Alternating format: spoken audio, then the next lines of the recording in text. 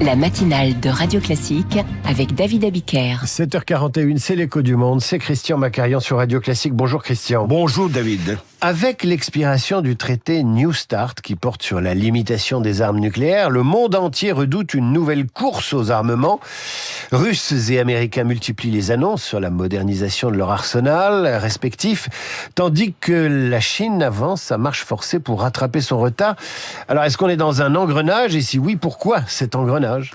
Alors aujourd'hui, théoriquement, vient à expiration le traité New Start, signé pour 10 ans en 2010 par Barack Obama et Dimitri Medvedev, alors tout sourire, un traité qui porte sur le contrôle des armements nucléaires à longue portée, traité qui du reste a été rendu quasi moribond par la décision de Vladimir Poutine, annoncée en février 2023, de suspendre la participation de la Russie au traité, sans pour autant s'en retirer formellement.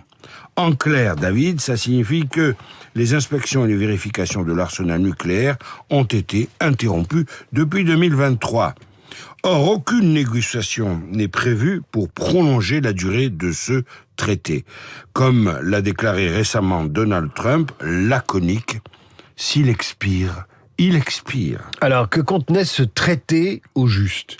Eh bien, il limitait à 700 le nombre de missiles balistiques intercontinentaux et de missiles mer-sol balistiques stratégiques. Il limitait aussi à 1550 le nombre des ogives nucléaires et à 800 le nombre de lanceurs déployés et non déployés. Ces objectifs ont été atteints dès le 5 février 2018. En réalité, le rapport de force global s'établit actuellement ainsi: 3700 têtes nucléaires pour les États-Unis, dont 180, je rappelle, stationnées en Europe, et près de 4500 têtes pour la Russie.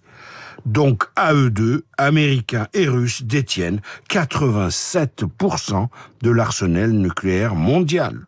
Pour avoir un tableau complet, rappelons que la France dispose de 290 têtes nucléaires, le Royaume-Uni de 225, puis viennent loin derrière l'Inde, le Pakistan, Israël et la Corée du Nord, avec chacun, on présume, entre 50 et 180 ogives. Ça paraît effectivement très raisonnable. Pourquoi sortir de ce cadre aujourd'hui?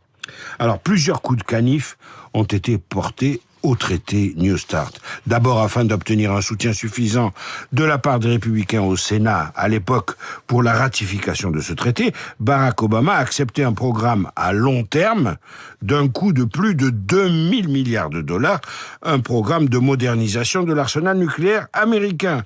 Conséquence, le traité New Start n'a pas empêché les États-Unis de continuer à disposer d'un arsenal nucléaire très conséquent et sans cesse modernisé.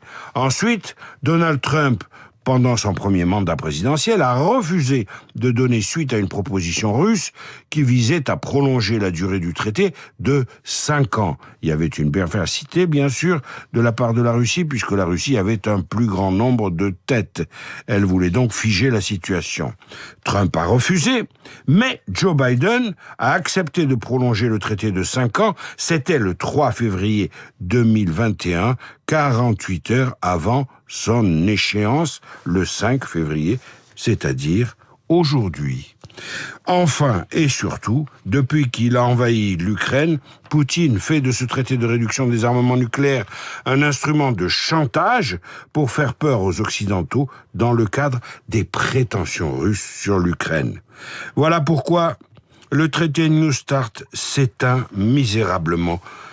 Il faut bien ajouter dans une certaine indifférence. Seul le pape Léon XIV s'en est ému. Autant dire que les perspectives d'un désarmement total qui se sont évanouies au fil des années ne sont pas prêts d'être relancées dans le contexte actuel. Christian, une question supplémentaire. Pourquoi des milliers de têtes nucléaires en Russie et aux États-Unis, alors qu'avec une dizaine, on a déjà rasé tout ce qu'il fallait?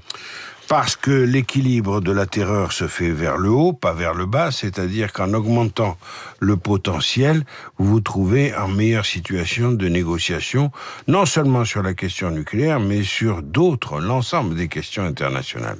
Christian Macarian pour l'Écho du Monde. Notez qu'à 8h15, je recevrai l'ancien ministre des Affaires étrangères, Hubert Védrine. Ukraine, Iran, sécurité nucléaire. Une paix est-elle possible et les Européens auront-ils voix au chapitre? On en parlera avec Hubert Védrine. Mais pour l'heure, les cartes postales sonores du journal imprévisible, Marc Bourreau nous emmène à Porto Rico.